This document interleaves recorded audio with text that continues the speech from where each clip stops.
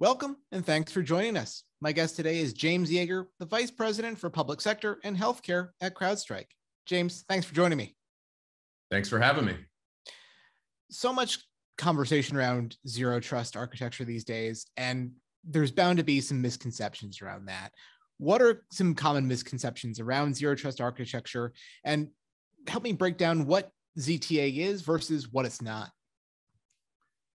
Yeah, gladly. To the extent that I can, I think there are a number of myths and misconceptions that I think a number of people, including myself and us at Crowdstrike, are constantly trying to dispel. I think the list can be rather lengthy, but maybe I'll just chip a few off for you here. I would start with saying that, myth number one, perhaps, is that zero trust solves a technology problem. Obviously, they are technology principles and tooling and kind of technical guidance, if you will. But in our estimation, zero trust is not really solving a technology problem. It's really aimed at solving a business problem and helps to ensure or preserve favorable or intended business outcomes rather than kind of technology use cases at the core. The other thing I would say is that zero trust is really not finite or binary. It's not a product or a set of products. I think one common misconception about zero trust is that if you deploy identity management, for example, or access control or SASE, that you've kind of solved the zero trust conundrum. There's a number of different ways to kind of skin this cat. I don't think anyone's going to kind of come out with a zero trust package. It's very singular. So it'd be interesting to see how that evolves. But if you're looking to get a zero trust product, if you're looking to just buy zero trust, I think ultimately you're probably asking the wrong question. I think then we can really talk about, zero trust means that you don't trust your employees. I think a lot of organizations are maybe struggling about like what these new controls or these new measures may do to the workforce and how it may impact productivity and user experience. I do think it's really important that we let our workforce and our employees know that, hey, look, this doesn't mean we don't trust you. It's more that we're living in a very ephemeral and volatile security state. And, the territory around us and the ground underneath of us is constantly shifting. And so we need to be more adaptive. And then maybe the final thing that I would talk about is that I keep hearing people, anxious about zero trust and maybe fearing that zero trust is going to be hard to navigate through or hard to implement. And I don't know that that's necessarily the case either. I mean, when you're talking about solution fabric like zero trust, and you're talking about stitching together multiple technologies to get you to an end game, yeah, there's going to be some complexity, no doubt. But the reality is that a lot of these guiding technology principles are resident in customer environments today. So it's about kind of retooling and remodeling. And I think a lot of the groundwork in most organizations has already been accomplished for the most part.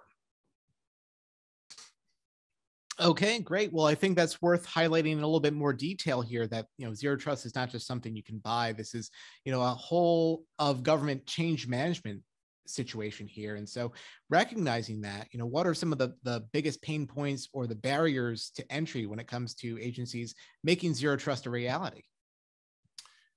Well, I think the first question that agencies need to ask themselves, and I kind of commented on this a little bit before, which is like, what are the problems that we're currently aiming to solve, right? That zero trust effectively is implying that the perimeter has dissolved, right? And if you think about, the genesis of zero trust, we're over a decade into this, and it is evolving in front of our very faces and in our eyes.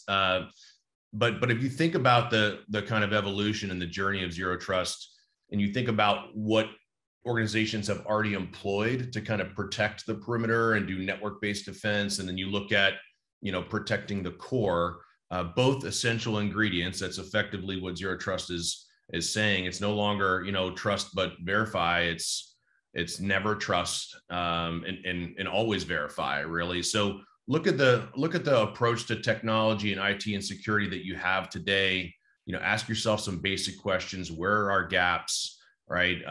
Where are we going, right? If you're migrating to the cloud environment, there's some new complexity and some new challenges there. Zero trust, I think, in the end aims to help that.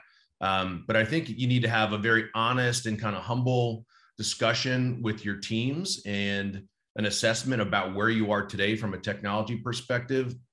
Marry that up with the business challenges, and I think that's going to kind of shine a light for you on your path. All right. Well, of course, zero trust is not a new idea in government. This has been something that's been discussed at length for quite some time now. So just talk to me about the evolution of how that has progressed through government, how the early idea of zero trust took root in government across federal agencies, and tell me a little bit more about where things are now currently, and then we'll look into the future of where things are headed. Sure. Well, most know, but in case you don't, the term zero trust was actually coined by a researcher at Forrester in 2010. Around the same time, you had other models and frameworks like Gartner's CARTA, which is the continuous adaptive risk and trust assessment, basically a security or a strategic approach to IT and security that favors continuous cybersecurity assessments. Later and more recently, you had government organizations like NSA and DoD began to identify critical pillars and key components of zero trust frameworks and models. NIST put out a special publication, 800-207. So that's where you kind of start to see the government, apply their sphere of influence. At the core of ZT, we're basically establishing that risk is inherent. It's an inherent factor both inside and outside the network. And so I think the government kind of getting their fingers on these models and starting to kind of identify, what direction should we be headed is a really important part of the process here.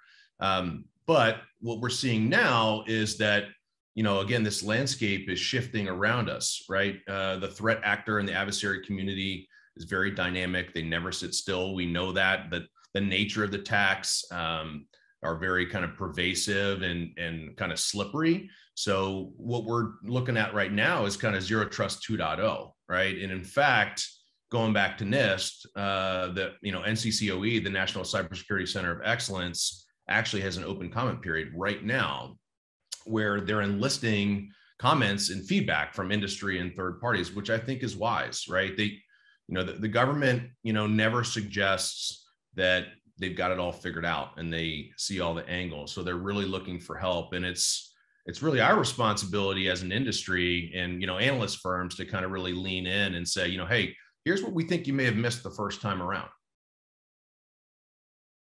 Okay, well, just to pull on that last thread for a little bit longer here, I think a lot of agencies, given the administration's focus on this, they recognize this is no longer just a nice to have, this is a need to have, and they may be put in the spotlight a little bit, but I think it's important for them to recognize that they're not going it alone here, that there are resources to help them along in their zero trust journey. So just to continue with that last point there, what more can industry do, or what does industry need from government in order to make zero trust successful?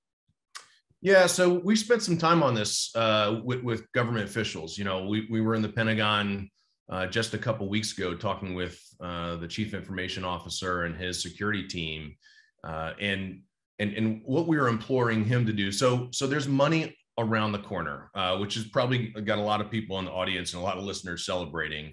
And I think that there's going to be a number of opportunities for us to kind of leverage our capabilities and really kind of help, chip away and solve this problem. But the reality is the government has a tendency historically to be a little bit impulsive and a little bit impatient. So just because there's money in the next fiscal year that's going to be lent towards zero trust architecture, zero trust implementations, it's our advice and our suggestion that the government kind of employ a little bit of a kind of crawl, walk, run strategy to implementing. And it's important to be decisive, right? And it's important for everyone to act with conviction. And if you know what you want and you know where you're headed and you clearly painted that picture, that's fantastic. But our advice to the government is to say, why don't you very methodically and pragmatically start to identify opportunities for paid prototypes and production pilots where you can then say, I'd like to see, what this organization has to offer. Remember, we already talked about it when we were identifying the myths and the misconceptions that zero trust can kind of be solved a number of different ways. It's not a single product. It's not going to be a cocktail of 4 or 5 products that every organization is going to want to employ, you're going to see great variability. So to demonstrate the efficacy of zero trust models and zero trust solution fabric, the government should actually do some prototyping and some testing before they start to make a bunch of awards.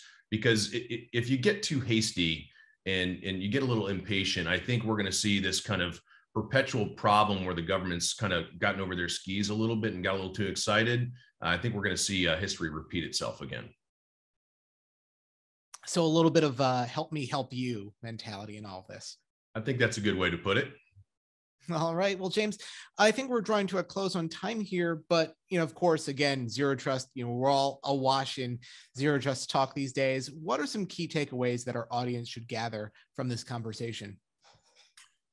Well, I think we're spending a lot of time, whether it's in this open comment period with NIST or in our guidance and our conversations with customers and prospects, we're spending a lot of time focusing on identity, right? And so, again, there's a lot of different ways that you can navigate the zero trust journey. Over time, we've kind of seen 2 very common approaches to zero trust emerge, from the security side and from the identity management side. Some organizations will start with identity and then move quickly to deploy like multi-factor authentication. That delivers the easiest and kind of more timely wins.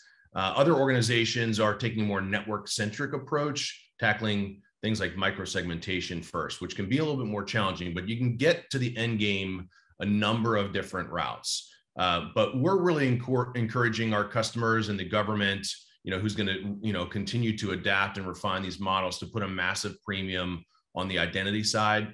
More than 80% of all attacks involve credentials use or misuse in the network. So thinking about that, focusing more on scenarios, problem statements, if you will. Remember what I said, zero trust is not about technology as much as it is about business outcomes. And so that should be the focus. New elements of zero trust 2.0 need to address key threat use cases like ransomware and supply chain attacks and insider threat. So multifaceted challenges. Again, have a very open and direct conversation with your staff.